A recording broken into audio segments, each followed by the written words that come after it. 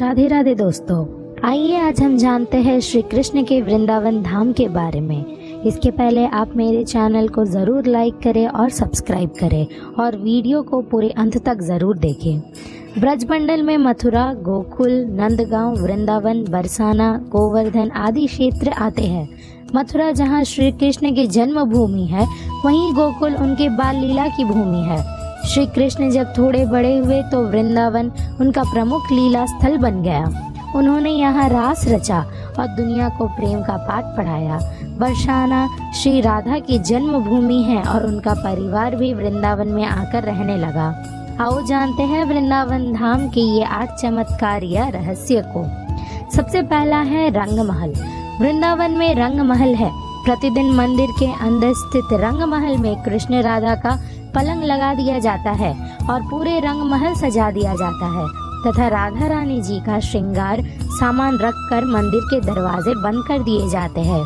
जब प्रातः दरवाजा खुलता है तो सारे सामान अस्त व्यस्त मिलते हैं। मान्यता है कि रात्रि में राधा कृष्ण आकर इस सामान का उपयोग करते हैं। हालांकि शाम के बाद यह मंदिर बंद हो जाता है और यह भी कहा जाता है कि अगर यहाँ कोई छुपकर रासलीला देखता है तो वो अगले दिन पागल हो जाता है। दूसरा, अपने आप बंद होता है और खुलता है ये मंदिर। वृंदावन में श्री कृष्ण का एक ऐसा मंदिर है जो अपने आप ही खुलता और बंद हो जाता है। तीसरा, वृंदावन और तुलसी का रहस्य। वृंदा तुलसी को कहते हैं। यहाँ तुलसी के पौधे अधिक है, इसलिए इसे वृंदावन का नाम दिया गया है, यानी वृंदा तुलसी का वन। कहते हैं कि यहाँ तुलसी के 2 पौधे एक साथ लगे रहते हैं। रात के समय जब राधा और कृष्णा रास रचते हैं तो यही तुलसी के पौधे गोपियाँ बनकर उनके साथ नाचती है। इन तुलसी का एक भी पत्ता यहाँ से कोई नहीं ले जाता है। जिससे भी चुपचाप ये कार्य किया है वो भारी आपदा या का शिकार हो गया है। चौथा, अजीब है ये पेड़। मंदिर के परिसर में उगने वाले पेड़ और निधिवन में उगने वाले पेड़ भी अजीब है। यहाँ के पेड़ की शाखाएं नीचे की ओर बढ़ती है। जहाँ आमतौर पर पेड़ ऊपर की तरफ बढ़ती है, वहीं निधिवन में मौजूद पेड़ों की ऊंचाई बेहद कम है और इनकी शाखाएं इसके जड़ों की ओर बढ़ती रहती है। यहाँ पेड़ भी आपस में गुथे हुए हैं और इस जगह को देखना भी बहुत रहस्यमय लगता है। पांचवा, मंदिर में करते हैं शयन। मंदिर में भगवान श्री कृष्ण रोज रात को खुद शयन करने के लिए आते हैं, लेकिन कहते हैं कि जब मंदिर खुलता है तब उस बिस्तर में हालत देखकर सभी अचंभित हो जाते हैं। ऐसा क्यों कहा जाता है?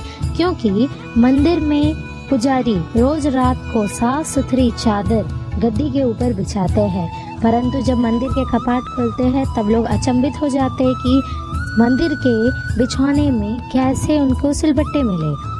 सबसे आश्चर्य की बात यह भी है कि यहाँ प्रतिदिन माखन मिश्री का प्रसाद चढ़ाया जाता है और जो बच जाता है उसे मंदिर में ही रख दिया जाता है, लेकिन सुबह तक वो प्रसाद भी समाप्त हो जाता है।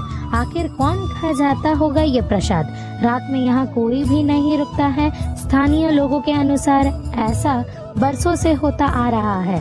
कुछ लोग इसे अंधविश्वास मानते हैं और कुछ लोग इसे श्री कृष्ण का चमत्कार। घरों की खिड़कियां कर देते हैं बंद। यहाँ के आसपास के अधिकतर घरों में खिड़कियां नहीं हैं और जिनके घरों में है वे शाम की आरती के बाद खिड़कियां डर से बंद कर देते हैं कि कहीं कोई मंदिर की दिशा में देख न ले, अन्यथा वो अंधा हो जाएगा।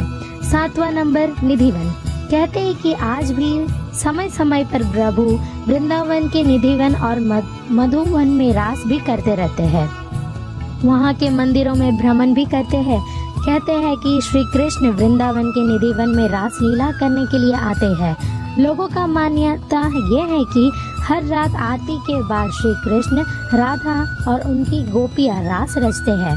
आसपास रहने वालों कई लोगों को कहना है कि उन्हें कई बार घुंघरूओं की आवाज़ सुनाई देती है, लेकिन कोई इस रास लीला को अपने आँखों से देखने की हिम्मत नहीं कर पाता है। 8वां, हरिदास भक्त। वृंदावन के बाके बिहारी मंदिर में कई कथाएं जुड़ी हुई है। कहते हैं कि श्री हरिदास बाके बिहारी के सबसे बड़े भक्त थे, जिनकी भक्ति और चमत्कार की कई कथाएं प्रचलित है। भगवान की भक्ति में डूबकर हरिदास जी जब भी गाने बढ़ते तो प्रभु मैं ही लीन हो जाते थे। इनकी भक्ति और गायन से रीझकर भगवान श्री कृष्ण उनके सामने आ जाते थे।